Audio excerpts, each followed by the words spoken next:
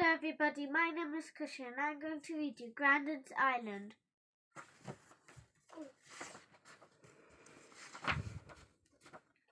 At the bottom of Sid's garden, through the gate and past the tree was Granddad's house. There was a key and a flower pot, and Sid could let himself in at any time. One day, Sid called around to see Granddad, but he wasn't in any of the usual places. Just as he was about to leave, Sid heard a Granddad calling. "Ah, there you are," said Granddad. "There's something I want you to see." Sid carefully climbed up the ladder. He had never been in Granddad's attic before. It was full of old boxes and things that Granddad had collected from around the world. At the far end of the attic, Grandpa pulled a sheet down from the wall to reveal a big metal door. "After you, Sid," he said. Sid turned the handle. Clunk! It gave a heavy door push. Sid found himself standing on the deck of a very tall ship. There was an ocean of rooftops all around. Grandad pulled a handle. Boop! Went the horn, and the ship lurched forward. "Steady as he goes," Grandad pulled.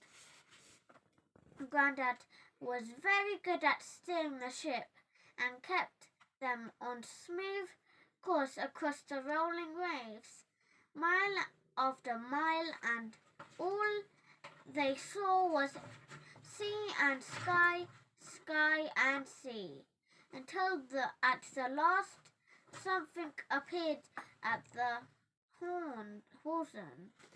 "Land ahoy!" shouted Sid. They dropped the ship's anchor and made their way to the shore. "Grandad, don't you want your stick?" Sid asked. "No, I think I'll be all right," said Grandad. The thick jungle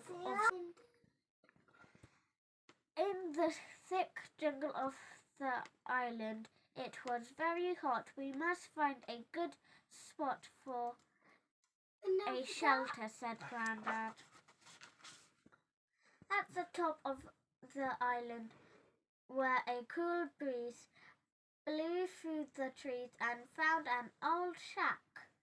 There was lots to do, but with a little help, they soon had everything shipwreck. There you could see them all making the house. They explored the island high and low.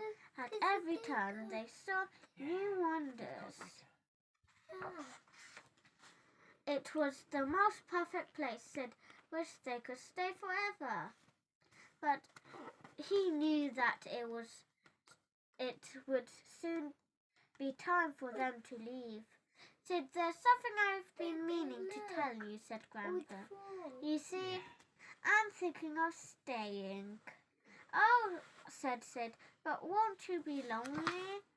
No, I don't think I will," said Grandad, smiling. Before he set sail, Sid hugged Grandad. One last time. He would miss him very much. Everyone came to wave goodbye.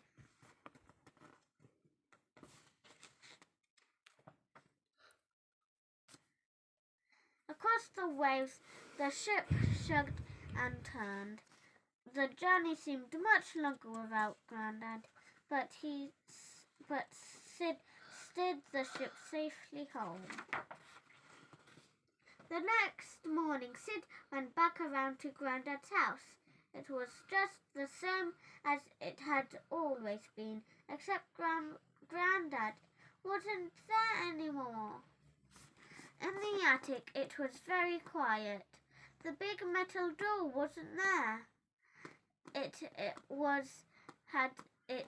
had never been there at all.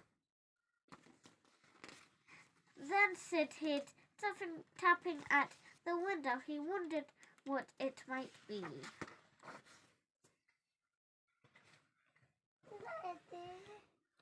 There on the window ledge was an envelope. Sid carefully pressed it open. For Sid.